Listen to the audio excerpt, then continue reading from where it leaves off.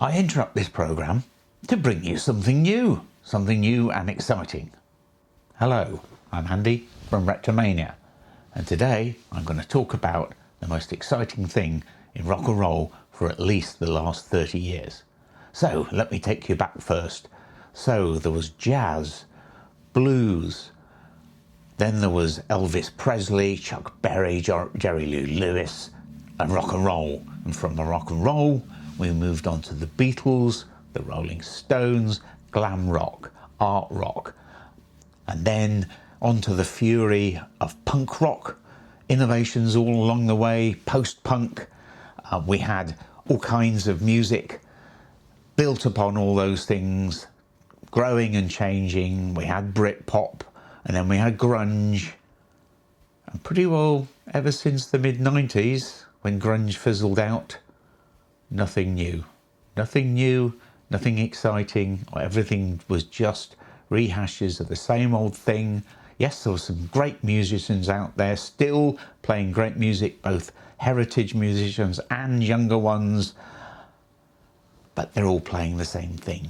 There are young female singers, but Joni Mitchell did it better 30, 40 years ago. There are hard rockers like Idols, but Led Zeppelin did it better 50 years ago. So what's new? Well, I give you, ladies and gentlemen, Angine de Poitrine, two French-Canadian rockers who've appeared out of nowhere in their outrageous and bizarre costumes. But they are, in my view, the saviours of rock and roll. Something new, something different. Let me play you a short clip, and then I'll come back to you and talk about it and say why I think it's so important.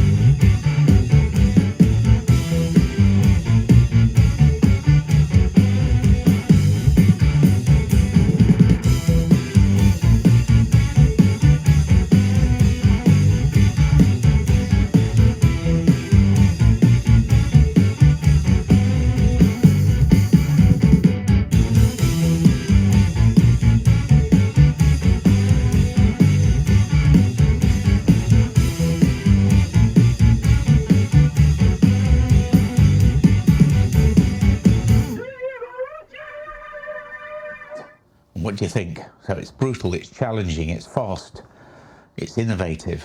But what is different about it? Well, if you look at the two guys, and they're playing very closely together, the drummer, the guitarist, playing both bass and electric guitar. But if you look at the scales on the fretboard, you will see that they're very closely spaced together, and this amounts to something called microtonal music. Essentially, it's throwing out all the old tonal scales, everything that music has been built upon for decades, if not hundreds of years, and looking at a completely different way of playing. Now, this has been done before. There's been modal jazz, think of Miles Davis and various other atonal experiences, I think in classical world at Schoenberg.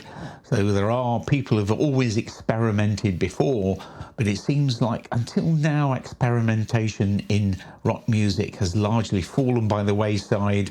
The opprobrium heaped upon prog rock, and even today, if you play something that is twiddly and different, you'll find people sniffing and going, well, it's not the Ramones, is it? And then sadly, I think the Ramones, brilliant as they were, I mean, in a way, put a full stop to music innovation, and it's been difficult to break out of that shell ever since.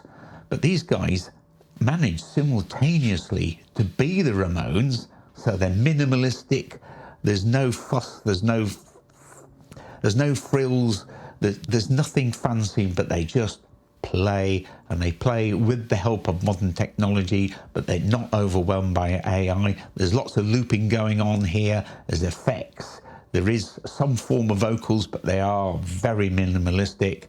So overall, it manages to be both prog rock, in that it's innovative, looking forward, using musical ability to deliver, but at the same time minimal, like the Ramones, like the Sex Pistols. So I think this is rock and roll, and hopefully it will generate a whole new wave of bands and singers and songwriters developing on this theme, using it as inspiration. Just remember that famous 1976 gig of the Sex Pistols, when apparently it was said everybody who was there went out and started a band. Well, I think everybody who sees these guys on stage or on YouTube or other places where they can catch their music, I've already heard them on the radio here in the UK, and I was immediately struck when I heard them and didn't know who they were.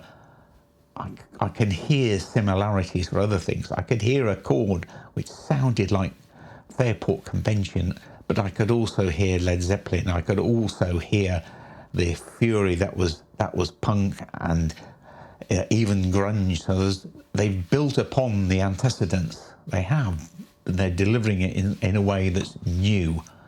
So I do encourage you to listen. Yes, it is fast. Yes, it is furious. And no, it's not nice little melodies, but I think this is something wonderful. Well, what do you think? Do you think it's just twiddly trash?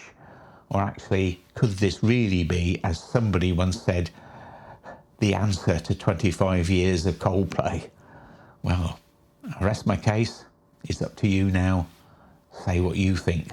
But I think we are at the dawn of a new beginning.